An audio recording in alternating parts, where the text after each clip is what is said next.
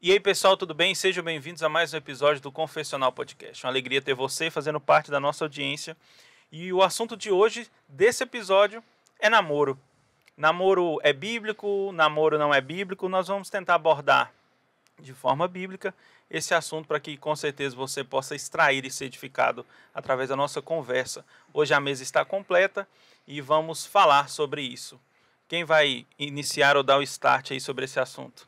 Quando a gente fala de namoro, um problema importante surge, que é a questão cultural.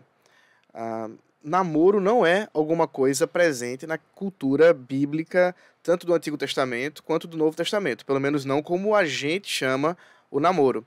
Então, toda vez que alguém pergunta assim, namoro é bíblico?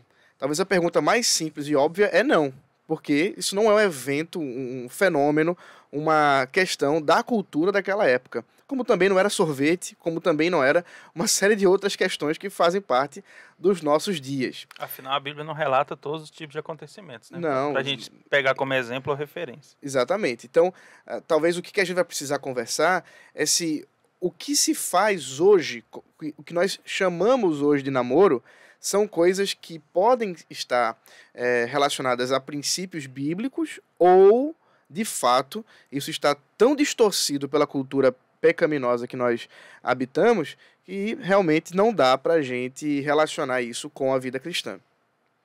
Os desafios que acabam surgindo desse tipo de problema é que algumas pessoas vão pender para a negativa de que não pode e outras pessoas vão querer abraçar a liberalidade. Eu acho que hoje em dia a gente tem tido mais problema com esse tipo de liberalidade do que com as pessoas que proíbem, né? A gente sabe que a gente lida com as duas coisas na igreja, né? Alguém vai ler alguma coisa em algum lugar que vai concordar, né? Eles começam a perguntar, você concorda com a posição de Piper? Você concorda com a posição de Hernandes? Você concorda com a posição de Jay Adams? Aí começa a surgir um bocado de opções. Quando não falam de Joshua Harris. Né? Quando não falam de Joshua Harris. Verdade. Já botou treta na mesa, soltou a bomba. Mateus, cave menos fundo. Se não for para ter treta, não vale a pena esse podcast. Então, quando a gente começa a refletir sobre isso, eu acho que a gente tem bons exemplos na Bíblia, não falando diretamente sobre namoro, mas acho que a melhor palavra que a gente pode usar hoje no podcast, nesse episódio, é a respeito de relacionamento. Sim. Como é que a gente pode abordar relacionamento biblicamente? Sim. Uma coisa importante para lembrar é como é que eram feitos os relacionamentos românticos no período bíblico. Dentro de uma cultura bem diferente da nossa, né, com relações bem diferentes, assim, claro, ainda eram seres humanos, então as relações ainda são próximas daquilo que nós vivemos. Mas havia aquela questão dos pais, que desde muito cedo, às vezes até mesmo antes das crianças nascerem, já meio que acertavam noivados pré-estabelecidos. Você tinha toda aquela cultura relacionada ao dote. Então, havia, de fato, uma série de nuances e princípios culturais, perceba, porque você olhar a Escritura Sagrada, você não tem tanto assim uma espécie de imperativo para que seja dessa forma necessariamente. Daí, inclusive, durante essa conversa nossa, é importante considerar a importância dos pais no relacionamento hoje, já que, eu espero, nenhum de nós aqui vai advogar uma visão cultural como daquela época, de que os pais deveriam fazer as alianças e os pactos, né, os noivados dos seus próprios filhos. Não sei, vou esperar aqui para que vocês digam que vocês não vão... Até o final do episódio a gente confirma. Exatamente, a gente descobre o que vai acontecer. Mas o fato existe um abismo cultural. Um abismo relacionado a como que esses casamentos eram arranjados, como que havia esse romantismo bem diferente do nosso. Então, muitas vezes os casais se conheciam no dia do casamento e, portanto, eles só tinham tempo de se apaixonar poucas horas antes, inclusive, de consumar o ato do casamento. Enquanto que hoje... E olha lá, né? Às vezes horas é muito, né? A saber o caso de Rebeca e Isaac, né? Que ouviu a moça, botou o véu e já foi para a tenda da mãe para tirar o véu. Então você tem o problema nosso hoje, que já é uma... como você mencionou, Rodrigo, já é um exagero de autonomia, porque a ideia já é que as pessoas individualmente devem deliberar por elas mesmas quem que elas terão ou com quem elas terão esse tipo de relacionamento. E a coisa fica tão autônoma, tão independente, que a gente chega realmente aos extremos de pessoas que não comunicam os pais ou que não conversam com os pais, pessoas crentes que não lidam com os seus pastores sobre esse assunto. Ah, não, esse assunto aí não é para o pastor lidar. Ok, então essas coisas vão acontecendo. Bom, esses são os problemas que a gente precisa pensar e conversar por hoje. Eu tenho algumas dificuldades quando a gente começa a tratar a respeito de relacionamento, porque pensa o seguinte, a gente tem alguns outros problemas relacionados a isso. A gente tem a dificuldade, né, da masculinidade e da feminilidade bíblica, então esse é um aspecto. E a gente também tem a dificuldade dos pais, mesmo querendo interferir, a gente fica num joguinho ali, né? Uns querem dizer assim, não, faz o que tu quiser, porque senão eu vou perder meu filho. E o outro vai chegar assim, não pode, mas também não tem nenhuma justificativa bíblica que possa dizer assim, não, eu acho que não deve por conta disso, daquilo, outro.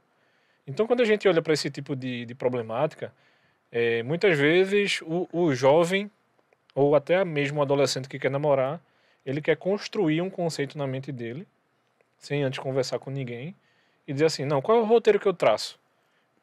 Né? A gente não vai dizer exatamente como é que a pessoa vai namorar, mas eu acho que a gente podia levantar alguns pontos importantes. Princípios, né, Rodrigo? Princípios que possam direcionar as pessoas a saberem lidar com isso. Eu acho que principalmente os pais. Porque quando eu gosto muito de pensar, quando eu olho para o 5º mandamento, que o pai e a mãe é um rei e uma rainha dentro do seu lar. Sim. E o jovem tem perdido esse conceito hoje. Mas, ao mesmo tempo, a gente precisa ajudar esses pais a terem princípios bíblicos para poder ajudar seus filhos. Exato, até porque, ainda que, como o Ronaldo falou, a gente tem um abismo cultural muito grande, onde os pais já não mais negociam dotes e noivados, como o Ronaldo falou, até antes, né, das crianças nascerem, muitas vezes, a gente ainda precisa tentar extrair, mesmo com todo esse abismo, princípios da palavra de Deus sobre relacionamento que a gente pode tentar aplicar ao namoro. Óbvio, a gente sempre vai ter divergência, né, dentro daquilo que a gente entende que é saudável ou deixa de ser saudável, apesar que, obviamente, há pontos intransponíveis, né, há pontos que a gente jamais pode transpor, né, dentro do nosso entendimento sobre namoro. Mas eu acho que eu gosto muito disso que o Rodrigo falou, porque me lembra muito de um livro do pastor Voddie Baucham, que é o que ele deve ser se quiser casar com minha filha. E eu acho que isso é um livro interessantíssimo, porque talvez tenha sido um dos primeiros livros que eu li que fala do papel ativo do pai nessa área da vida. Então o pai, ele pode meter o bedelho, vamos dizer assim, na área que os filhos vão estudar, pode meter o bedelho com quem os filhos vão andar, mas não pode meter o bedelho nas pessoas com que os filhos vão se relacionar. Isso é um erro muito grande, porque se os pais são de fato rei e rainha, né, dentro do seu lar, como o Rodrigo bem falou, porque ela não poderia não ditar necessariamente, né, porque se você pensar numa monarquia parlamentarista, o rei reina, mas não governa, mas os pais governam dentro dos seus lares, mas dentro de um diálogo saudável, encontrar meios termos e, enfim... mas os pais, de fato, tendo um papel muito importante e muitas vezes de afastar aquilo que é claramente danoso para os seus filhos e de participar, muitas vezes, de se relacionar com as pessoas que seus filhos estão, né, namorando, muitas vezes, ao invés de simplesmente deixarem e relegarem seus filhos à própria sorte, né? Acho que a gente precisa definir namoro um pouquinho, para pensar antes o que seria essa relação dos pais com relação ao namoro. Não sei o que vocês pensam, e quando a gente vai, portanto, para definir o que é namoro, a gente precisa de alguma base, né? Se formos para os fundamentos da nossa cultura em relação ao namoro, a gente vai ter problema, porque o namoro, em nossos dias, ele é muita coisa relacionada a um casamento, né? Vocês conhecem pessoas que dizem que estão namorando, mas já moram juntos. Ele é um casamento não oficializado. Sem o Eu acho que o papel. se fosse isso, tava excelente. Pode ser pior, né? Eu tava me questionando, né? A gente convive com pessoas que não professam a nossa fé. Sim. E eu fico tentando conceber ali qual o medo em volta de dizer assim, não, eu casei. Aham. Qual é a dificuldade de... O nome, né, assusta, né? O medo de assumir uma responsabilidade, muitas das vezes, né? Mas no compromisso. final das contas já foi assumido. Já tem todas as responsabilidades, É. só não tem o nome, casamento. Às né? vezes tem filhos. Tem filhos, tem vida em conjunto, tudo. Mas o problema é, será que você pode fazer tudo isso, mas você não pode assinar um papel, meu amigo? Mas Você tem todas as prerrogativas de ser casado, literalmente todas, muitas vezes, mas você não quer assinar um papel? Mas você já percebeu como, principalmente o homem, né?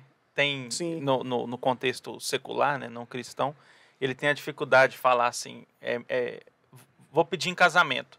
É minha namorada até o máximo, até ela forçar ele a pedir ela em casamento, aí ele assume. É um medo lá fora de assumir uma responsabilidade, sendo que, como você bem diz, já assumiu.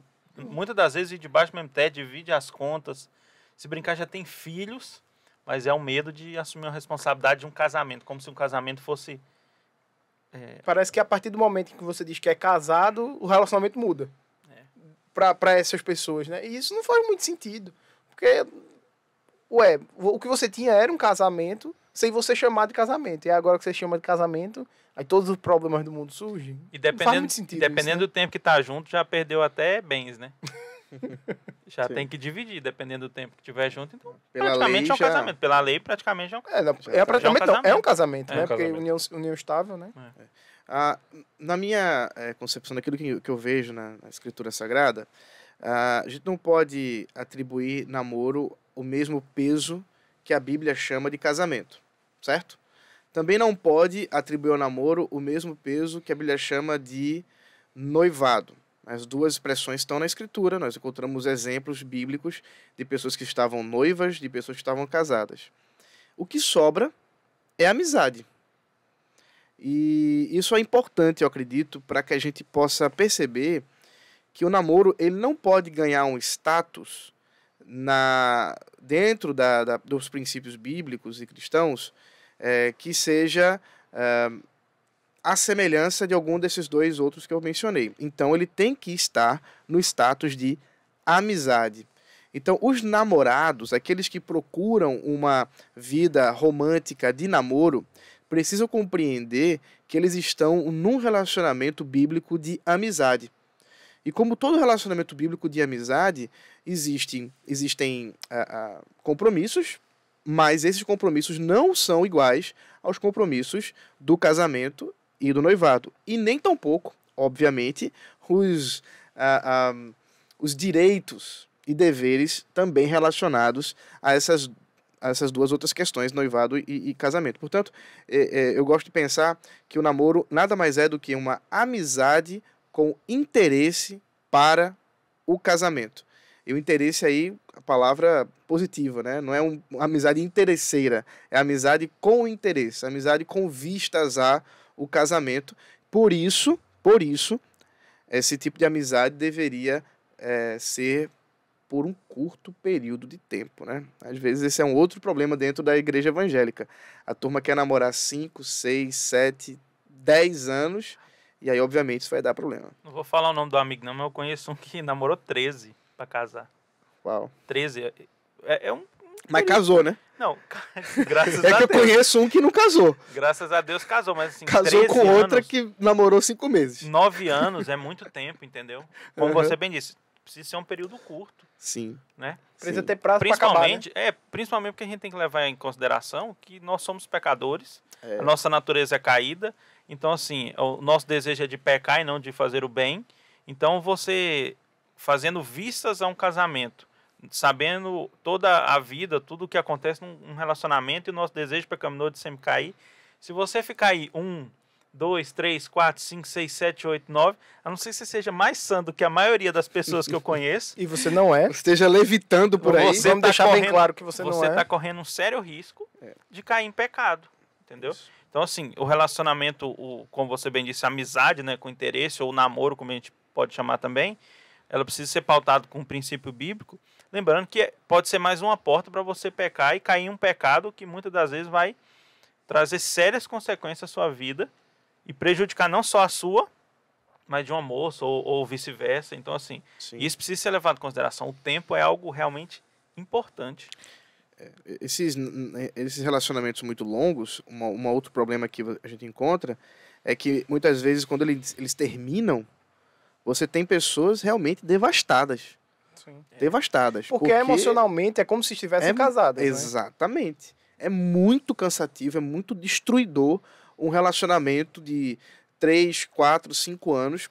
Acabou, agora os dois são estranhos, um para com o outro. E agora? Como é que a pessoa vai continuar? Vive, né? Como é que vive? É porque praticamente é uma rotina, né? Você parar pra pensar, um casal que namora 4 anos, ele tem uma rotina com aquela pessoa de se ver, de sair, vamos dizer, no nosso contexto, a gente tá falando de contexto evangélico, né? De cristão, de ir pra igreja junto, de passar para uma atividade da igreja, entendeu? Aí do dia pra noite acabou. Não é mais nada. É igual quando o indivíduo trabalha muitos anos numa empresa e ele é demitido. Ele vai acordar naquele horário achando que... Tá na hora pra trabalhar. não, hoje eu não trabalho não mais lá. né? Ele entra no carro, Essa semana eu escutei Tava escutando um podcast, um cara que trabalhava num programa de TV, ele trabalhou 20 e poucos anos no programa e foi demitido. Ele disse que toda vez que ele entrava no carro, praticamente no horário que ele ia pro programa, ele sempre errava o caminho. Ele sempre ia para lá e quando ele estava chegando, ele falava, meu Deus, o que eu estou fazendo aqui? Aí ele dava a meia volta. Porque a rotina dele sempre foi essa. Criou o hábito. E é muito sofrimento para mudar. É por isso que vocês veem, muitas vezes, irmãozinhos, irmãzinhas, assim, a minha vida vai acabar, eu não tenho mais sentido para viver. Mas por quê?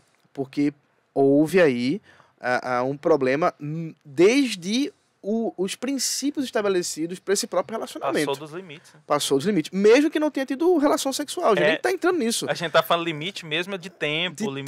Emocional. Dos deveres e direitos. E eu acho, uma coisa que me preocupa muitas vezes é que esses namoros, as pessoas às vezes se tornam tão ligadas uma à outra que, cara, você não consegue nem ver um se não tiver colado com o outro. Tem que sair da satisfação, tem que voltar da satisfação. Isso. Porque onde aí é que você estava? Por que você falou com aquela pessoa? É mais do que uma responsabilidade de casamento. Às vezes A pessoa realmente, eu vou usar uma expressão um pouco forte, parece que é dono do outro. Entendeu? Ultrapassa todo o limite de um relacionamento de amizade com vista a um casamento. Entendeu? Exatamente. É algo que é o problema que o Rodrigo levantou um pouco antes, do problema da fraca ou da frágil masculinidade e feminilidade. O pessoal não sabe o que é isso, não sabe como ser homem, como ser mulher. Por isso eu indico um livro do John Piper, que eu acho que nem tem mais disponível, mas chama Masculinidade e Feminilidade, de John Piper, é muito bom. É o que é publicado pela Tempo de Colheita? É um Tempo de Colheita. Ele nem existe, nem tem mais edição, não tem mais não. Eu procurei uma vez que eu usei com os juvenis na antiga igreja, e não tem mais disponível. Alguém podia reeditar ele aí e imprimir, por favor. Esse livro, ele tem uma parte dele num livro maior, editado pelo Wayne Gruden e o John Piper, mas aí só tem em inglês, mas está disponível no site do Piper. Aí você pode procurar, que é o Manhood and Womanhood, uma coisa assim. Na verdade, eu acho que esse livro foi publicado. Pela Fiel, mas porções. Você não tem ele todo, não. É uma pena, porque tem artigos maravilhosos nesse livro. Mas se você sabe inglês, né, ou você não sabe o que aprender, desenvolva seu inglês aprenda masculinidade. Com esse livro e aprenda mais sobre isso. Sem dúvida, isso é uma benção. Sabe uma coisa que é sintomática? É quando você confronta um casal que acabou de começar e eles começam a questionar justamente algumas coisas dessas, e você diz assim, fulana, ela não deve nada a você, ela deve ao pai dela. A pancada é tão grande quando você diz isso, que parece que você está mandando os dois terminarem o que a gente pode chamar desse conhecimento. Quase diz assim, se é assim é melhor nem namorar. É melhor nem namorar. Uma outra coisa que eu estava pensando aqui também, é a questão do status. Do Facebook. Se fosse do Facebook, a gente ainda estava bom, né? Mas uma coisa que eu digo muito a alguns casais mais maduros é o seguinte, não conversa na igreja, não. Porque a pressão da própria igreja para começar a namorar, você não está ajudando aqueles irmãos a se conhecerem sem querer acontecer nada ali ainda. Não, deixa se conhecer. Tem que namorar para... E não tem nada de mal em se conhecer. E não tem nada de mal em se conhecer. São irmãos conversando, né? Então... Exatamente. Eu acho que esse é o ponto, Rodrigo. Que o namoro nada mais é do que uma amizade para um conhecimento intencional. Então, tá, eu tô apaixonadinho lá pela moça, ou a moça tá apaixonadinha pelo rapaz e tal, aquela coisa toda. Lindo. Mas o que é o namoro nisso aí? É uma amizade. Vocês vão construir uma amizade para conhecimento. E outra coisa, conheçam, e aí eu acho que o que pode ser levantado em conversa e não questionamento é: veja como ele lida com a família, Conhecimento veja é como isso. ele lida com os amigos. Aham. É tipo assim, vão ter coisas que vão saltar aos seus olhos, e você vai dizer assim: rapaz, por que será que ela tá tratando o pai ou a mãe desse jeito e ele tá tratando a irmã daquele outro jeito? Então, assim, quando a gente vê, os alertas vão sendo ligados Exato. conforme se conhecem. Uhum. E aí tem coisa a ser tratado aí. Eu gosto muito de um livretinho do Lupriolo, que parece assim, parece até besta, né? Porque é um livretinho mesmo. É. E cada capítulo são, normalmente é uma página, duas folhas. Na verdade é o inverso, né? 2 páginas, uma folha. E aí, Frente e verso. frente e verso. Mas assim, Lupriolo diz assim, marque o capítulo que você tem problema. Ou marque o capítulo que você reconhece que o seu namorado tem problema. Porque o que é que o Lupriolo está mostrando ali a gente? Não é porque você marcou que a coisa vai ser resolvida. Talvez você precise de acompanhamento pastoral para resolver determinados ídolos do coração que ele vai levantando ali. Sim, perfeito. Então, para mim, isso é um preparo. E por isso que o nome é preparo. É preparo. Namoro é para preparar para o casamento. Você vai amadurecer o relacionamento. Então, esse é um problema muitas vezes. A pessoa quer amadurecer o relacionamento apenas indo para o cinema, quer amadurecer o relacionamento comendo no McDonald's, quer amadurecer o relacionamento, sei lá, só os dois. Mas amadurecer o relacionamento envolve muito mais coisa. E às vezes o casal, eles se fecham. né?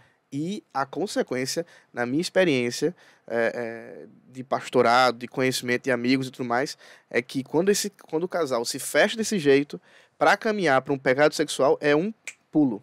É um pulo. Eu acho que qualquer fechamento relacional é muito problemático. É sintomático também. Sim. A gente vai ter problema no namoro e vai ter problema lá na frente. Isso.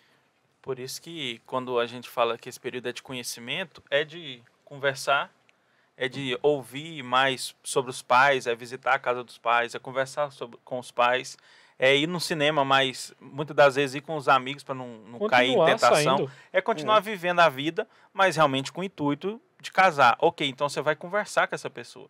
Porque muitas das vezes o namorado só encontra a namorada para eles saírem comer Beijar. e beijar. Sair tampou comer, a boca, não fala, né?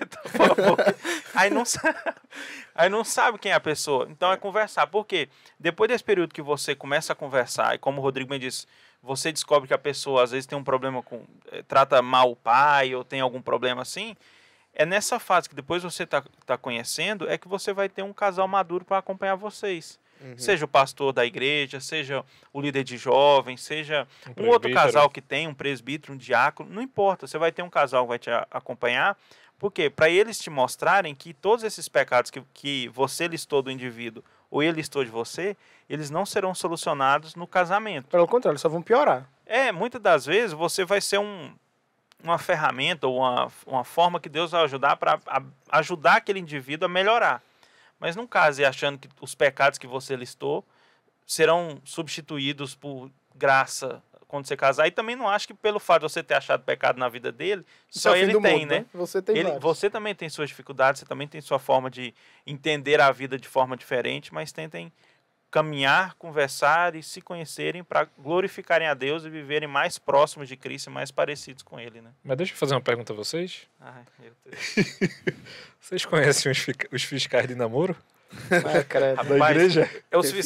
Os fiscais de namoro são os que depois viram fiscais de casamento, depois viram os fiscais de filho e depois viram fiscais de um monte de coisa. De neto. Eles gostam de fiscalizar.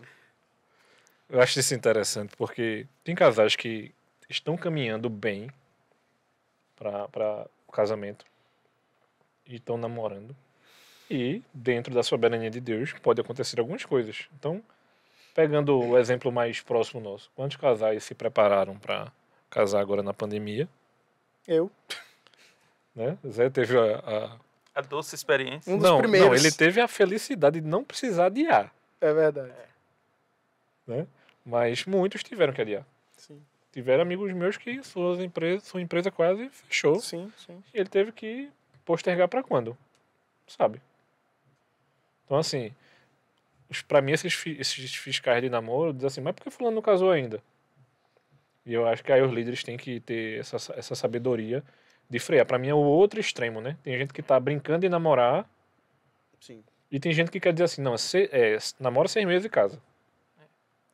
É por isso que é complicado, né? Esses extremos são sempre perigosos.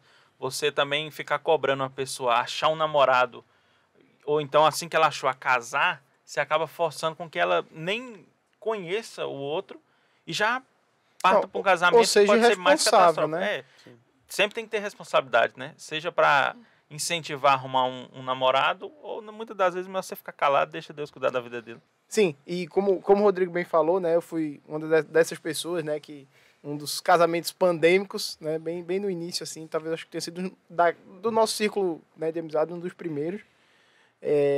E uma das coisas que quando eu fui começar a namorar com Melissa, uma das pessoas que eu conversei, na verdade a pessoa talvez mais importante, uma das mais importantes que eu tinha conversado, né, foi Rodrigo. E eu me lembro que quando a gente começou a namorar, ele assim, sempre... E assim, na época, quando a gente começou, eu já estava muito perto de me formar, né? Então, assim, de fato, a perspectiva que a gente tinha era, não, vamos casar rápido, e graças a Deus esse de fato foi o caso, a gente não namorou muito tempo. E eu acho que a grande questão que talvez, assim, nos afete mais enquanto igreja brasileira, diferente de alguns outros locais, seja pela dificuldade que muitas vezes muitos casais encontram de conseguir casar. Então, muito óbvio, às vezes tem muito não querer, né, casar, mas infelizmente o que acontece muitas vezes é exatamente isso que aconteceu na pandemia. Pô, tava preparado para casar, minha empresa quase quebra. Então, assim, eu não vou ser irresponsável, né? Então, eu acho que o grande ponto que a gente tem que conseguir encontrar aí desse meio termo como é que a gente encurta o tempo dos nossos namoros, sem ser legalista de que você só pode namorar 3 meses, 6 meses, mas também tendo a sabedoria de entender que o homem faz planos, mas a resposta vem do Senhor. Então não é para você ser irresponsável, né? Talvez muitas vezes, quando você mora em outro lugar, no qual é muito mais fácil que casais tenham, né, uma capacidade financeira muito mais rápido, muitas vezes, do que aqui no Brasil, isso seja mais fácil. Mas quando você vive num país como o nosso, e que passa muitas vezes, que passa por um momento que, na verdade, todos passaram, né, do Covid, a gente tem que ter essa sabedoria de como lidar com isso, para que a gente não crie uma pressão que muitas vezes o próprio casal não tem como resolver. Então, como é que faz? Não, você precisa casar agora. Sim, mas se eu casar, eu vou viver de quê? Sim. Minha empresa quase fecha, eu vou viver de quê? Entendeu? Eu acho que a gente não consegue responder todas as questões que você colocou, porque acho que aí teria que fazer um episódio só para cada um, né? Não, sobre casamento, né? Sim, sim. Mas uma coisa importante dentro desse assunto do namoro que você está colocando é que um dos mitos que se propõe a respeito do casamento é a ideia da estabilidade financeira. Sim. E talvez aí tenha um equilíbrio, né? Você colocou um lado que é a questão, eu quero casar, mas eu não tenho condições. Ok, vale a pena a gente considerar isso aí. Por outro lado, a gente tem a questão do o que é não tenho condições. Não, claro. Eu já conversei com gente que eu perguntei assim, cara, por que você não casa?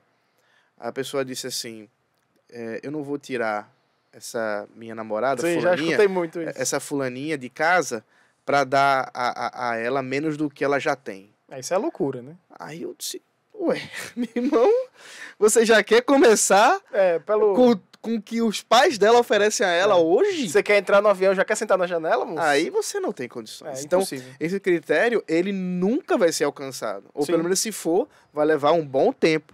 Claro. E aí, obviamente, esse namoro vai se estender, sabe lá Deus, quando? Eu acho que você está certíssimo, Ronaldo, porque justamente, muitas vezes, infelizmente, muitos dos nossos casais se escondem atrás dessa justificativa.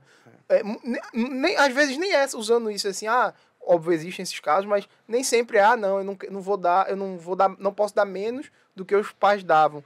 Mas muitas vezes são critérios que a gente mesmo coloca, que as pessoas mesmo colocam. Mundanos. Né? Né? Mundanos. Eu tenho que ter um carro de tanto, eu tenho que ter uma casa própria, tem que terminar a faculdade, tem que terminar pós, que tem são que terminar critérios mestrado. absolutamente não são bíblicos. Agora, a gente também tem que ir pro outro lado e ser razoável, né? Nesse equilíbrio de que, eu ganho R$100 por mês. Quero casar, moço? Você não tinha nem que estar namorando. Não tem, pois é complicado. Exatamente. Exato. Esse é o complicado, né? Esse é o complicado. Eu acho que é nesse ponto, pulando um pouquinho na nossa pauta, é nesse ponto que eu acho que a gente precisa considerar quando namorar. Sim, sim, isso é importante. Quando namorar. Porque aí, se você pensar o seguinte, que o cara tá namorando com a mocinha, os dois estão namorando, tá lindo o namoro, mas eles não têm maturidade, não têm maturidade física, dificilmente vai ser o caso, mas né, tem casos de casalzinho namorando com 11, 12, 13 anos. Sim. Ele é o amor da minha vida, vamos casar. Moço. Aí dá vontade de dar uma surra, mas no pai, na mãe, sim. que deixa um negócio desse. Não tem maturidade emocional, porque muitas vezes estão muito novos e realmente não desenvolveram ainda as questões importantes para poder um relacionamento. Não tem a maturidade financeira, que é essa que você está colocando. Mas aí, veja, a pessoa resolveu namorar, mas ela não tem um pau para bater no gato. Ela não tem nada. Não tem um trabalho, mas quer namorar. Mas quer namorar para quê, então? Então já não é um namoro, ou melhor, já não é uma amizade com vistas a casamento. Porque que vistas é essa? Porque eu sou nem para namorar. Porque eu sou míope. E aí, meu amigo, de longe eu não vejo. E eu não tô vendo mesmo esse negócio. Porque a pessoa não tem nada. Então, a gente tem outro problema. Que é o namoro recreativo. Sim. Essa pessoa tá querendo namorar para recrear. Para extravasar as suas energias, exatamente. E isso, obviamente, vai cair em um problema. E o quarto aspecto que eu queria mencionar é a maturidade espiritual. Sim. Que é a pessoa considerar se ela, de fato, tem condição de entrar num relacionamento de namoro, porque é com vistas ao casamento, se ela já considerou a questão da masculinidade, da feminilidade, se ela já considerou que se ela realmente já tem condição, no caso do homem, para pastorear, para cuidar de uma mulher. No caso da mulher, ela realmente já sabe que se eventualmente, com o casamento, eles vierem a ter filhos, ela já tem condições de cuidar de criança. Não, mas peraí, pastor, aí não casou ainda não. Sim, você não está namorando? É com vistas ao casamento? Para preparar, né? É com vistas ao casamento? Se é com vistas ao casamento, então tem que ter um mínimo de condição. Sim. E o mínimo de condição me parece essas 4 áreas. Área física, área emocional, área financeira e área espiritual.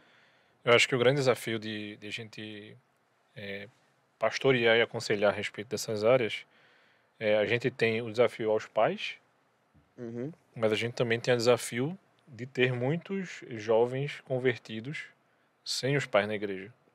São os pais então crentes, isso acaba caindo sobre o nosso ombro a responsabilidade de orientar esses irmãos a terem um relacionamento mais sério, mais estável, mais equilibrado. Porque quando a gente vai conversar com essas pessoas a respeito de autoridade, a respeito de experiência, de conhecer a família, tem pai que vai querer botar o casal dentro de casa assim, já que o mundo está muito perigoso aí, fica aqui, sendo que ele está mais atrapalhando do que ajudando. E a gente tem casos de pais que se dizem cristãos, tendo a mesma postura de pais que não são. Que às vezes prepara um quartinho, Rodrigo. Não vá dormir, não vá pra casa dos seus pais não, tá muito tarde, durma aqui. Vocês dormem aqui tudo junto, no quarto. É melhor onde eu tô vendo do que lá fora que eu não tô vendo, né? Exatamente. Eu não tô sabendo o que tá acontecendo. É melhor debaixo da minha asa fazendo errado do que lá fora fazendo errado e eu não sei alguma outra coisa pior que pode acontecer. Eu acho que aí entra no assunto que a gente precisa considerar, que é muito importante e que é muito negligenciado, que é a autoridade ou a importância dos pais no namoro. Eu costumo aconselhar os casais namorados que precisam não só dar notícias aos pais sobre o relacionamento, mas eles precisam ter autorização dos pais. Eu me lembro de um vídeo do Paul Washer, e você pode procurar por aí, onde ele fala sobre namoro. Ele diz assim, quem é você? Toda apaixonadinha, essa jovenzinha chega para os pais, ah, papai, é ele, é a paixão da minha vida, é o amor da minha vida, eu não vivo sem ele. Quem você pensa que é para falar isso para os seus pais, com a experiência que eles têm?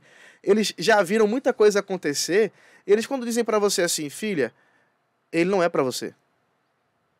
Se os pais são crentes, se amam Jesus, estão usando critérios realmente saudáveis, ouça os seus pais.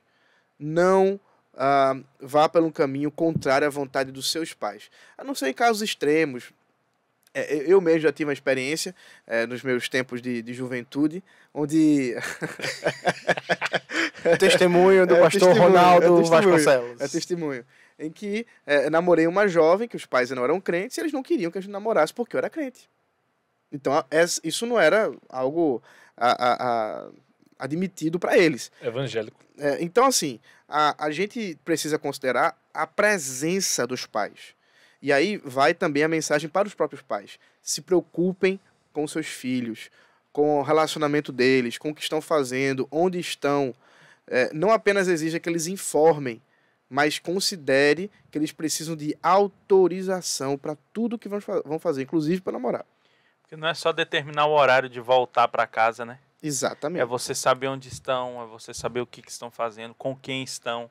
Por isso que deve ser policiar. E eu acho que assim, uma coisa que deve levar em consideração que o Ronaldo falou, é que se você não tem pais cristãos, se você não tem mais seus pais, se aproxime de um casal que mais maduro na fé, que possa fazer esse papel para você.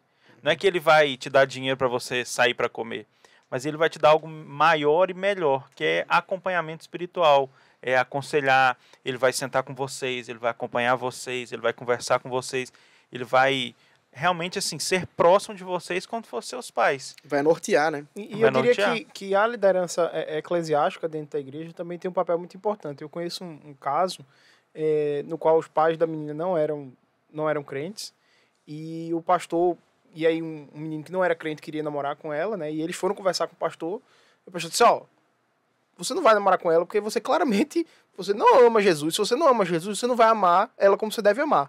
Então, assim, isso é coisa básica. Você sabe, mas você não é o pai dela.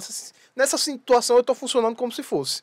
Então, assim, se afaste dela porque isso aqui não vai dar certo. E eu acho que, óbvio, esses são casos excepcionais do excepcional, mas eu acho que a liderança eclesiástica ela precisa ter a sabedoria de discernir os casos com muita sabedoria. No caso de sendo pais crentes, muitas vezes trabalhando junto aos pais, porque tem visões que muitas vezes os pais, infelizmente, não conseguem ter, né? De questão de maturidade, enfim, de sabedoria mesmo. Mas os pais precisam saber que esse papel que esse pastor fez, nesse caso que eu mencionei, na verdade é dos pais. Então, é sim dever dos pais de quando sua filha ou seu filho namora com alguém, você se relacionar com aquela pessoa, você saber, muitas vezes, se não é uma pessoa que, por exemplo, que os pais são crentes, ou, enfim, que são crentes meia boca, de você chegar lá e muitas vezes você discipular aquela pessoa, de você caminhar com ela, de você saber como é que tá a vida espiritual dela, como é que tá a caminhada dela. Porque, cara, se você pretende que o relacionamento humano mais importante do seu filho ou da sua filha seja com aquela pessoa, como é que você pode desconsiderar aquela pessoa? Como é que aquela pessoa pode não ser um dos seus contatos mais usuários no WhatsApp? Isso é impensável para mim. Você precisa se relacionar com aquela pessoa, né, com seu sogro, com a sua sogra, né, futura sogra, futuro sogro. Os pais conhecerem os pais dos... Os pais conhecerem, as famílias se conhecerem. Óbvio que existem casos, né, excepcionais, quando os pais não moram... A gente tá falando de princípios. Nos não normais. tem lei aqui. Isso, exato. Não é regra. Os normais aqui, né? Nas condições normais de temperatura e pressão. Então, assim, os pais precisam se conhecer, os pais precisam se relacionar com os namorados, né, dos seus filhos. Por quê? Porque se eu entendo que o princípio do casamento é a união mais profunda, humana que pode haver, se eu entendo que o relacionamento de casamento é uma imagem do relacionamento entre Cristo e a igreja, como é que eu posso entregar o meu Cristo, vamos dizer assim, o meu filho a uma igreja que eu não sei quem é? E vice-versa. Como é que eu posso entregar a minha igreja a um Cristo que eu não sei quem é? Então isso é muito problemático. Eu acho que uma outra coisa importante é o seguinte: você não vai conseguir interferir na vida do seu filho aleatoriamente. Então, a gente visualiza pais que têm problema com os filhos na pré-adolescência. Então, por exemplo, um caso simples que chega pra gente com muita normalidade. Não, mas meu filho não quer deixar eu entrar no quarto. O quarto não é dele, a casa não é dele. Então, Nem ele é dele. Nem Até o ele é celular dele. que ele tem não foi ele que comprou. não, nada é dele na casa. Aí tá enfrentando esse problema. Aí deixa a coisa correr solta. Aí se torna um adolescente sem acompanhamento, sem direcionamento, sem nada. Aí chega na situação de namorar. Vai conseguir interferir como deveria? Não, vai fazer Não o que quiser. vai. E é interessantíssimo isso, como o evangelho realmente transforma, porque eu fico lembrando que meu pai não teve instrução dos pais. Meus avós eram muito do interior e tudo mais. Apesar de minha avó ser crente, meu avô não. Mas meu pai foi muito cedo morar com a avó dele. Então ele começou a trabalhar muito cedo também. Menos de 10 anos. Antigamente era comum as pessoas começarem a trabalhar muito cedo. Não tinha essas leis que existem hoje em dia. Então, assim, ele teve experiências não corretas. Mas quando chegou na minha vez, quando precisava Apertar o rodar a parafuso. orelha, ele sabia. Mas o que é que fez ele ter esse tipo de consciência? Alguma coisa direcionou ele. E a gente sabe que foi a palavra. Certa vez eu tive uma experiência de dar uma aula sobre esse assunto para juvenis, né? Entre 10 e 13 anos, ou até um pouco menos. E conversando com eles sobre isso, eu vi a importância de que a gente precisa começar a falar cedo. Sabendo como falar e o que é necessário falar no começo. Por que eu falo isso? Porque a boa parte já chegou com a bagagem de muita resposta às perguntas que eu fazia. Muitos já sabiam de colegas da sala que já se beijavam, que já namoravam. E assim, se nós não levarmos esse antídoto para eles, deles saberem quais são os princípios desse relacionamento ou dessa amizade mais profunda que ele precisa ter, e principalmente com vista a um casamento, por mais que ainda falte 10 anos, 8 anos para isso acontecer, o pessoal lá fora vai mostrar para eles, não falando, mas com exemplo. Isso. E eles vão achar que, na minha sala tem 20 alunos, 18 fazem isso. Por que eu não? Por que eu sou o diferente, entendeu? E sabendo que quando houver esse diferente, né, quando ele for diferente, ele vai ser questionado por que ele ainda não fez, por que ele ainda não faz. Então, acho que assim, esse tipo de assunto, ele precisa ser realmente conversado pelos pais, acompanhado pelos pais junto com os filhos, mas a igreja tem um papel importante de conversar com eles sobre isso. Antes deles defenderem a fé deles lá fora, eles precisam defender para eles. Sim. Porque se eles não souberem justificar para eles por que eles não fazem aquilo, não importa eles saberem justificar lá fora Acho que para o outro, entendeu? Acho que a igreja, nesse sentido, Uriel, ela precisa municiar os meninos, né, dando a eles alguma discussão sobre esse assunto, mas principalmente os pais. Principalmente os pais. O livro do Vold, que vocês já citaram, né, do Vold Balkan, é aquele... Mas um outro livro agora, o mesmo autor, mas outro livro. Pastores da Família. Sim. Onde ele trata bastante sobre a questão da função do pai, do marido dentro do lar. E uma das coisas que eu achei muito interessante do livro é ele mencionar a função da igreja em ofertar, em possibilitar a capacitação desse marido, desse pai, para ser pastor da família. Ao invés da igreja querer tomar as rédeas, como se ela pudesse pastorear todas as famílias igualmente, ela dar a esses pais, né, e as mães também, mas especialmente os pais, o ferramental, né, os instrumentos para que eles possam cuidar da sua família. E nesse caso, nesse assunto, talvez valha a pena muito esse assunto do namoro ser discutido entre pais, ser discutido entre a família, para que possa realmente abençoar a todas as famílias através desse instrumental. E nós falamos aqui sobre ser um relacionamento mais parecido com uma amizade que se aprofunda, com vista ao casamento, falando sobre o papel dos pais, a importância da igreja, falando sobre responsabilidades. Mas eu acho que quem está assistindo até agora, quem está ouvindo até agora, quer saber assim, mas o que eu posso fazer no namoro então? Porque até agora teve muita lei, né? E a graça no namoro? Qual que é? Qual que é a graça? Tá bem sem graça esse namoro. Não, é porque até agora eu só posso sair em conjunto, tem que conversar, ver o que o pai e a mãe... Tá, mas e aí? Pode beijar, pode ficar sozinho, pode... A melhor parte do namoro é quando ele acaba. É ele acabar. Uma parte que a gente falou, prestação de conta, mão dada, e o extremo aí, relação sexual, como que é isso? O namoro cristão, qual que é o princípio que a gente pode nortear aí? Porque eu tenho certeza que a nossa audiência está almejando essa resposta. Eu acho que essa é a parte mais polêmica. Com certeza é a parte que os grupos se dividem. Dentre aqueles que caminham por uma visão mais radical sobre o namoro ou contra o namoro, como, por exemplo, já foi citado aqui, o Joshua Harris, que hoje abandonou, né, chutou o pau da barraca, já abandonou tudo. Cavou bem fundo, né? Cavou fundo e foi para longe.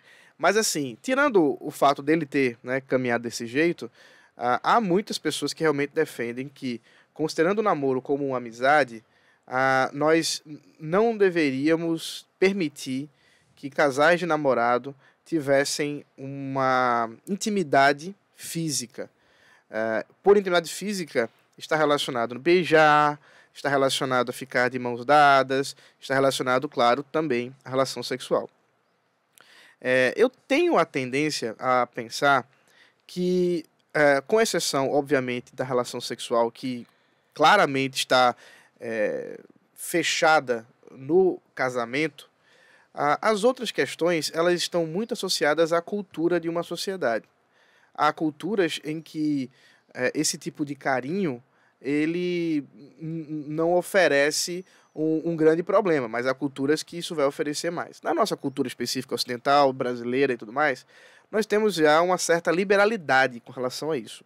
Agora, eu acho que, mesmo que o casal vá beijar e tudo mais, algumas coisas precisam ser observadas. E eu acho que isso vai depender muito de cada casal, mas principalmente, eles compuseram lá os 4 princípios da maturidade, eles são maduros para isso tudo, então precisam observar que um beijo é um beijo, mas um beijo pode significar ou pode caminhar para muito mais coisa do que apenas um beijo. Então isso precisa tomar muito cuidado, especialmente quando estão sozinhos, como a gente já conversou aqui, essa coisa de ficar andando sozinho toda hora, a gente só vê os dois sozinhos, e isso vai terminar caindo em problemas sexuais. Eu gosto de pensar no seguinte, mesmo sendo uma questão polêmica, o que é que vem à nossa mente? Será que você daria qualquer tipo de beijo na frente de qualquer pessoa? Muitos vão trazer a imagem dos pais. Mas às vezes, estar em público causa mais constrangimento do que os pais. Então eu gosto dessa imagem maior, porque tem casais que vão procurar estar sempre sós, justamente para poder subverter aquilo que eles não deveriam. Se a gente pega esses pilares que vão caminhar, levar para o casamento, você não vai tentar subverter isso, essas perguntas que o Uriel fez. Não, vou extrapolar porque eu vou casar mesmo. Tem gente que pensa assim. Como o meu casamento está garantido, tá tudo certo, né? Tá tudo certo. Eu já vi o contrário também, do tipo assim, não, como é que eu vou casar se eu não provei? Meu irmão, esse raciocínio satânico não podia estar na boca de crente, mas tá. Eu ouvi, no dia que eu falei com o pessoal aí, sobre esse assunto, e já foi a segunda vez, anos atrás, em outra igreja que eu falei, um indivíduo de 10 anos me perguntou. Um ser humaninho de 10 anos me perguntou, mas como que eu vou saber que é a pessoa se eu não testar nada? Quando você escolhe uma profissão, por acaso você testa essa profissão antes? Não, eu gosto de pensar o seguinte. Eu não conheço nenhum relacionamento de pessoas verdadeiramente crentes que terminaram o namoro por conta de qualquer dificuldade física. Também não. Verdade. normalmente se termina relacionamento por desavenças Sim. ou emocionais, ou porque não concorda, ou porque um quer ser missionário e outro não, ou porque um quer ter um pouquinho mais de dinheiro e o outro não. Não tem nada a ver com pegar na mão ou beijar ou qualquer outra coisa do tipo. Agora, Afinal, casamento é bem mais do que isso, né? se for só isso, o negócio tava ruim, viu? Tava bem ruim. Inclusive porque não existe essa incompatibilidade. Naturalmente, quando nós gostamos de alguém, quando nós desejamos alguém, e não tem problema nenhum desejar, o problema é pôr em prática na hora Extrapolar errada, né? Não desejar é até estranho, É né? até um problema também. Então, assim, quando nós colocamos, né, essas questões no nosso relacionamento, a gente gosta da pessoa, a gente tem um carinho por ela, naturalmente o beijo vai ser bom, as carícias vão ser coisas boas, e no casamento também. Então, essa história, não, eu preciso ver se é bom, se Você saber como é isso que é. é uma visão mundana e, digo mais, consumista da pessoa. Você objetifica aquela pessoa, torna ela um objeto para o seu consumo e você usa a desculpa que é apenas um test drive para você, então, poder... Comprar esse carro. Exatamente. Isso é um absurdo. E com Absurdo. certeza, um dia que a gente fizer um episódio sobre casamento, Aham. nós falaremos sobre essa questão de objetificar, mas levando em consideração e já deixando o assunto aí, a gente precisa levar em consideração o problema da pornografia, né? Que com certeza... Eu acho que vale a pena um um episódio só sobre isso. sobre né? isso. Teremos, mas assim, nós teremos vários episódios, se Deus assim permitir, porque a gente tem um legado a deixar com esse canal. Eu gosto muito de uma definição que eu nem lembro de quem é. Talvez vocês me ajudem a lembrar, que eu não tô lembrado de quem é, não. Mas é uma definição muito boa. Quando eu gosto de pensar sobre essa questão física do namoro, dizem o seguinte: não acenda ou não ligue o botão se você não vai conseguir realizar. Não tente subverter aquilo que você não vai poder continuar. O porquê disso? Porque você está fazendo com que a outra pessoa deseje uma coisa que você não vai poder concluir. Até porque isso é um princípio bíblico, né? Cantares de lá. Não instigue o amor se você não estiver pronto para oferecê-lo, né? Então, você não pode atiçar o fogo sem estar pronto para se aquecer, né? Então, quando a pessoa diz assim, não, mas eu posso ir até onde? A pergunta não é essa. A pergunta é justamente a inversa. O que você não pode fazer ainda? Porque você ainda não tomou para si, né? Você não tirou da parentela dos pais daquela pessoa para dizer assim, não, agora eu vou poder fazer tudo que o Senhor permite como casamento. E aí a nossa cultura o que é que fez? Condensou tudo, chamou de namoro, hoje em dia, pode tudo. Isso. Eu acho que, portanto, o que nós estamos querendo dizer, para tentar resumir, para aquele que está nos ouvindo, dizer assim, olha, nós precisamos ter princípios bíblicos, princípios claros sobre o que é um namoro, mas a gente precisa perceber que esses princípios, eles são realmente relativos em relação a uma série de contextos, mas que são suficientes para a gente ter um relacionamento para a glória de Deus. Então, duas coisas. Você que está nos ouvindo, você que é um jovem solteiro, talvez você seja um jovem, um adolescente, e que esteja aí desejoso para um relacionamento, para um namoro, talvez você já esteja namorando. Você cumpre os 4 pontos que a gente mencionou de maturidade: física, emocional, financeira e espiritual? Sim, continue esse namoro. E intensifique esse conhecimento para o casamento.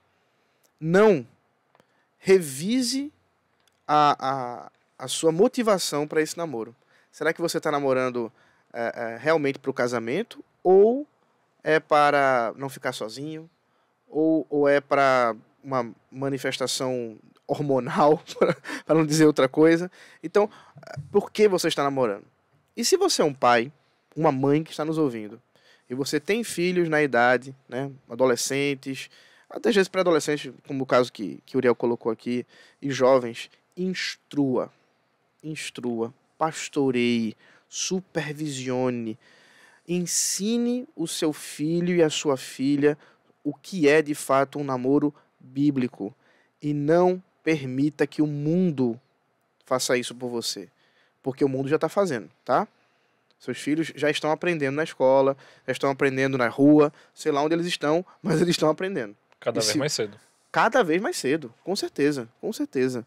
E se você não intervir, se você não sentar, não conversar, não tratar desse assunto, você vai ter problema. E um terceiro ponto, você que é um líder, presbítero, pastor, que está nos ouvindo, está assistindo nosso podcast sobre esse assunto, ajude sua igreja, trate desse assunto. Talvez compartilhe isso com pais, com famílias na igreja. Dê um estudo sobre esse assunto. Se você quiser ajuda, pega os pontos que a gente tratou aqui, desenvolva ele, procure na internet.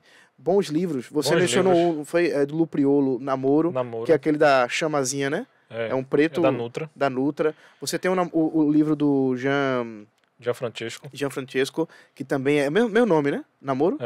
Namoro. Então, são alguns princípios. Eu acho que tem alguns livros que a gente pensa assim que é só para casamento, mas a gente não está preparando as pessoas para isso. Perfeito. A série de Douglas Wilson é riquíssima. Exatamente. O livro que Mateus mencionou, o que ele precisa... O que ele precisa ser se quiser casar com minha filha. Exatamente. É um outro livro muito bom, da Monergismo. Pastores da Família. Pastores da Família quando também, se preparando. Eu diria que o livro mais importante, um dos mais importantes, e que eu diria que qualquer casal que eu converso, que está perto de casar, por indicação... não sei se foi tu, se foi do pastor Cláudio, mas eu diria assim, qualquer casal deve ler. Guerra de Palavras. Porque, em geral, o maior problema que você vai ter é problema de comunicação. E 80% dos problemas que você vai ter vai ser muito mais fácil resolvido se você soubesse comunicar. Exato. Óbvio que você vai ter pecado na sua comunicação, mesmo que você lê esse livro 300 vezes, mas esse livro é um excelente ponto de partida para a redenção da nossa comunicação. Excelente. Por isso, nada mais a dizer, por mais que tenhamos mais coisas a falar sobre esse assunto, mas eu acho que a gente conseguiu pincelar e conversar bastante sobre o namoro. Se você gostou desse episódio, compartilhe com outras pessoas. Quem sabe tem algum amigo seu que precisa saber mais sobre namoro. Joga aí nos grupos de WhatsApp de jovens da sua igreja, adolescente. Fala pro seu pastor, pastor, será que não é bom a gente falar sobre isso lá com a UMP da nossa igreja? Se você ainda não é inscrito nesse canal, tá perdendo tempo, brother. Se inscreve aqui, compartilhe com seus amigos, fiquem com Deus e até mais.